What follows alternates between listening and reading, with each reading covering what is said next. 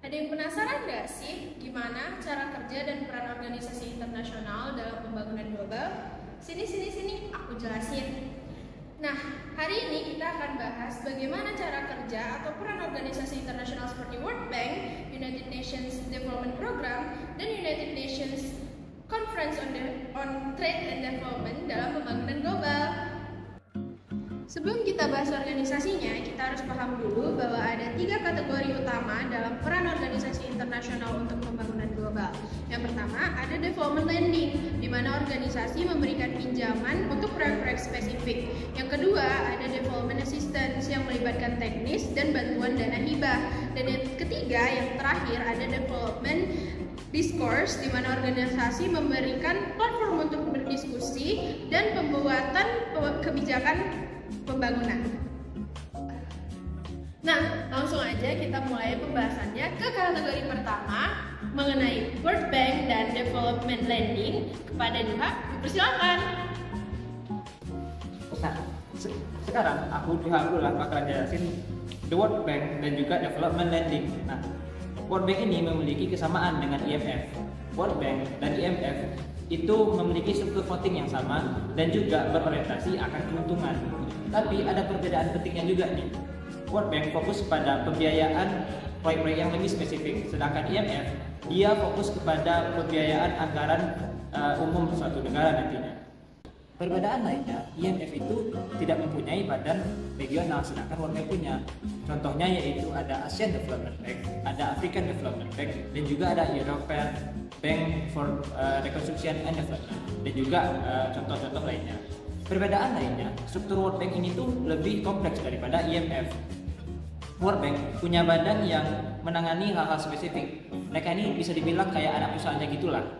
Nah, anak perusahaannya ini ada IBRD, IDA, IFC, ada MICA, ada juga ICSID.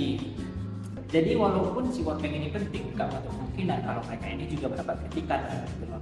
Nah, kritikan yang masuk ke mereka ini ada misalnya di efisiensi. Dalam perkembangan zaman yang modern seperti sekarang, banyak pihak-pihak swasta yang lebih gampang diakses untuk masalah pendanaan. Dan kritikan lain yang masuk yaitu dari legitimasi. Nah, World Bank ini dikritik bahwa untuk pendanaan ini lebih menguntungkan kepada pihak donor atau pihak yang memberikan bantuan daripada pihak yang menerima bantuan. Tentunya dari semua kritikan ini World Bank terus beradaptasi, meningkatkan perhatian pada dampak sosial dan lingkungan dari proyek-proyek yang sudah mereka lakukan. Halo, nah tadi kan Duha udah jelasin tuh gimana tentang development lending dan the World Bank. Sekarang aku bakal jelasin nih materi kedua tentang development assistance dan the UNDP atau United Nations Development Program. Nah, sebelum aku masuk ke materinya, aku bakalan jelasin dulu apa sih perbedaan si development lending dengan development assistance yang bakal aku jelasin. Nah, si development assistance itu dia nggak mengharapkan pengembalian dana ya guys. Terus juga jumlah uang yang diminjamkan sama development lending itu lebih besar jumlahnya daripada uang yang dibelanjakan sama institusi bantuan pembangunan multilateral. Nah, si UNDP ini tadi, United Nations Development Program itu merupakan organisasi yang paling berfokus pada bantuan pembangunan. Tujuannya si UNDP ini sendiri menyediakan bantuan teknis kepada negara-negara berkembang dengan menyediakan dan mempromosikan keahlian teknis. Nah, UNDP ini berada di bawah naungan si United Nations General Assembly ya guys, bersama si Economic and Social Council. Nah, si UNDP ini pendanaannya itu berasal dari kontribusi sukarela negara-negara anggota. Terus si UNDP ini juga punya prioritas utama ya guys. Nah, prioritas utamanya itu ada pemerintahan demokratis, pengurangan kemiskinan, dan penanganan HIV/AIDS. Terus UNDP ini punya keunggulan ya dalam mengurangi biaya transaksi, bantuan pembangunan, dan memberikan legitimasi pada ide bantuan pembangunan multilateral. Nah, karena sifat bantuannya yang sukarela tadi, jadi banyak tuh negara-negara yang memberi bantuan lah kepada si UNDP. Nah, kayak contohnya itu si Norwegia. Norwegia itu menyumbangkan sekitar $17 per kepala atau per orang ya guys. Jadi itu tuh jumlahnya lebih banyak daripada sumbangan dari Amerika Serikat. Pada tahun 2002, kontribusi sukarela ini menghasilkan sekitar $670 juta dan dalam sumber daya intinya. Nah, segitu aja materi dari aku lanjut ke Bila.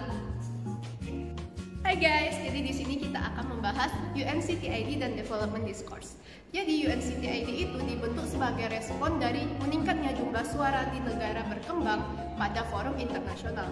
Mereka berfokus pada penyediaan forum untuk membahas isu-isu pembangunan dan mempromosikan kerjasama antara negara satu ke negara selatan.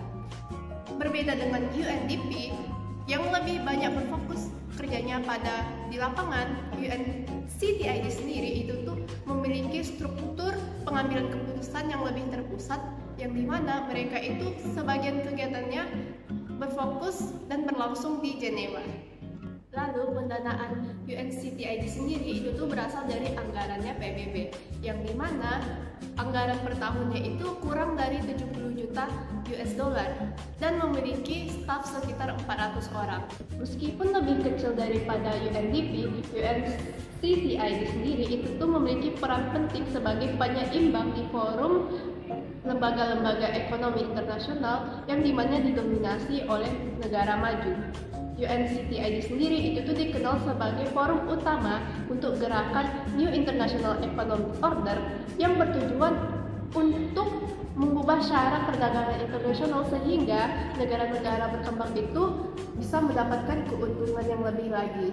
Dan pada saat ini UNCTID sendiri itu tuh berfokus pada hak-hak negara berkembang di sistem internasional. Jadi mereka juga memiliki kebebasan untuk lebih kritis terhadap ekonomi pasar daripada lembaga-lembaga PBB lainnya. Sekarang, bagaimana kita menilai efektivitas dari organisasi-organisasi tersebut? Kita perlu mempertimbangkan dua aspek, efisiensi dan legitimasi. Dari segi efisiensi, organisasi-organisasi ini membantu koordinasi multilateral dan dapat menghasilkan alokasi sumber daya pembangunan yang lebih efisien. Namun, banyaknya organisasi juga bisa mengurangi efisiensi karena tumpang tindih fungsi dan birokrasi.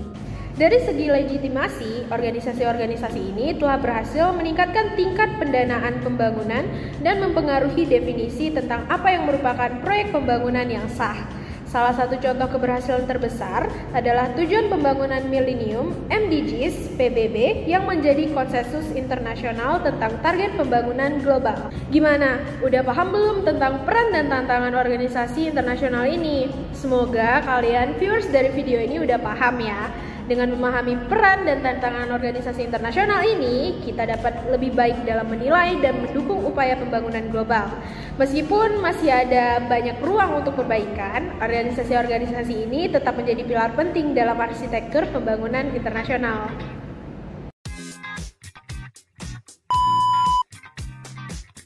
Langsung aja gak sih? Guys, Ini kenapa sih? bloopers. Dalam lembaga ekonomi internasional tersebut kita perlu memahami ulang-ulang langsung aja. Seperti misalnya yaitu banyak kali seperti misalnya mereka berfokus kepada Sekian video dari kami. Mohon maaf bila ada kesalahan. Terima kasih.